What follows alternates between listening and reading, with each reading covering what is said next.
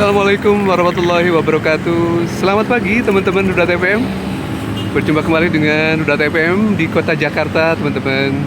Hari ini hari Kamis, tanggal 19 Desember 2024, pukul 10 lewat ya, teman-teman. Rudat FM berada di sekitar Jalan Jenderal Sudirman, tepatnya di halte Duku Atas. Nah, ini halte Duku Atas El Farid. Jadi ada lantai 1 ya, di mana UMKM berada ya. Ada beberapa UMKM yang sudah buka, yang menjadi area baru ya, di hasil revitalisasi halte BRT Transjakarta tahun 2022 lalu. Sudah cukup keren nih, halte Duku Atas ikonik ya teman-teman. Nah, 12 hari menjelang pergantian tahun tanggal 1 Januari 2025 yang akan datang teman-teman. Nah, bagaimana prospek Indonesia, terutama ekonominya di tahun 2025? Apakah cerah? Mendung? Nah, seperti sekarang mungkin ya, mendung. Mendung tak berarti hujan atau berarti hujan? Nah, yang jelas sekarang sudah musim hujan nih teman-teman. Nah, sayangnya di akhir 2024 ini teman-teman, Indonesia mendapat kabar yang kurang baik ya teman-teman, terutama dengan rencana pemerintah yang akan memberlakukan tarif pajak pertambahan nilai baru atau PPN di 1 Januari 2025 dari 11% ke 12%. Di sebelumnya teman-teman, pada tahun 2022 pemerintah juga sudah memberlakukan tarif pajak dari 10% ke 11%. Jadi hanya berselang 2 tahun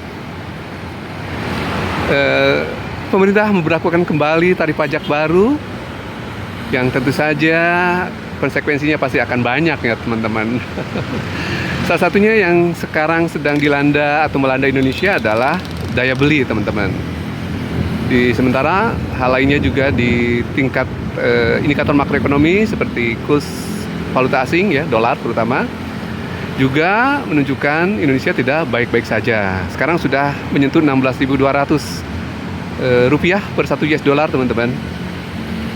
Mungkin pemerintah bisa aja ngeles itu faktor non internal ya, atau dari luar ya, faktor eksternal.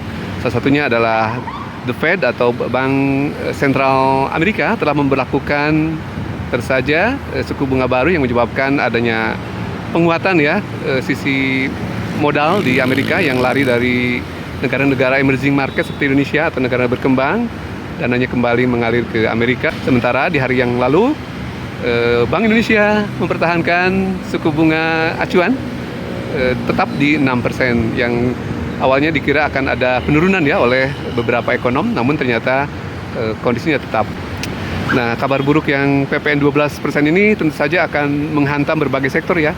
Selain lesunya ekonomi karena konsumsi turun disebabkan oleh daya beli yang sempat dibuktikan dengan deflasi ya di bulan Mei lalu hingga bulan September, 5 bulan berturut-turut. Baru ada indikasi kenaikan inflasi pada bulan Oktober dan November yang kemarin, 2 bulan kemarin ya. Dan kemungkinan inflasi akan terus bergerak hingga kuartal pertama 2025 teman-teman. Ada momen Natal, ada momen juga Idul Fitri di kuartal pertama. So teman-teman yang barangkali punya gaji, punya banyak cicilan, akan terasa berat nih teman-teman, karena bagaimanapun PPN akan mempengaruhi nilai uang kita ya teman-teman. Intinya PPN itu berlaku untuk seluruh produk yang terkena pajak. Namun pengecualiannya ada, namun tidak sebanyak yang diperkirakan ya teman-teman. Tentu saja beberapa bahan pokok seperti beras, telur, sayuran, ikan, daging itu adalah bebas PPN ya. Namun barang lainnya seperti sabun, deterjen, baju dan hal lain ya yang terkait dengan kebutuhan sehari-hari juga terkena PPN teman-teman, yang semula 11% berimpact ke 20% akan mempengaruhi pengeluaran kita sehari-hari. Dan termasuk juga minyak kita yang merupakan minyak subsidi di dalamnya terkena PPN 11%. Jadi ada beberapa pengecualian, yaitu teks ditanggung pemerintah ya. Seperti halnya minyak kita yang 1%-nya teman-teman ya. Minyak kita ada terigu dan juga gula industri. Jadi hanya beberapa pengecualian saja yang tidak naik, artinya bertahan di angka tarif pajaknya 11%. Nah, konsekuensi yang sangat luas ini pastinya akan berpengaruh pada daya beli kita, apakah dalam mengkonsumsi barang-barang harian, termasuk juga barang-barang sekunder seperti baju, kemudian mungkin spare part kendaraan gitu ya teman-teman, barang elektronik pastinya akan melambung ya. Dan sekarang juga sudah terindikasi pengusaha sudah mulai ancang-ancang untuk menaikkan harga ya, meskipun PPN 12% belum berlaku. Artinya akan semakin tinggi lagi ya teman-teman. Harga-harga yang harus kita tebus ya, atau kita beli bila mana kita ingin membeli produk-produk tersebut di tahun 2025. Banyak berdoa teman-teman, banyak ikhtiar juga, karena Indonesia akan semakin berat. Terkait juga barangkali impact awalnya adalah tentu saja utang pemerintah yang melesat tinggi ya di 10 tahun terakhir, berimpact kepada cicilan pokok utang dan bunga utang yang di tahun 2025 sekitar 1.350 atau 1.350 triliun. Dari APBN porsinya barangkali sekitar ya 37% ya dari penerimaan kita masuk kepada cicilan pokok utang dan bunga utang. So pasti APBN akan keteteran dan akhirnya perlu menarik pajak baru ya teman-teman, dengan tarif yang baru.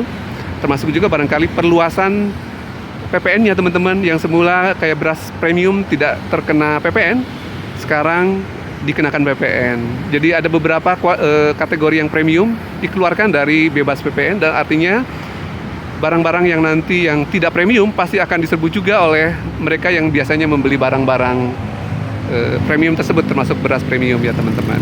Alhasil ya begitulah. Semoga saja ini menjadi respon bagi pemerintah untuk mengevaluasi kembali ya, walaupun undang-undang sudah diteken. Demikian ya teman-teman, harapan dari Rudat FM di hari Kamis 19 Desember 2024 ini. Selamat pagi teman-teman, selamat berkegiatan, semoga kebaikan untuk kita semua.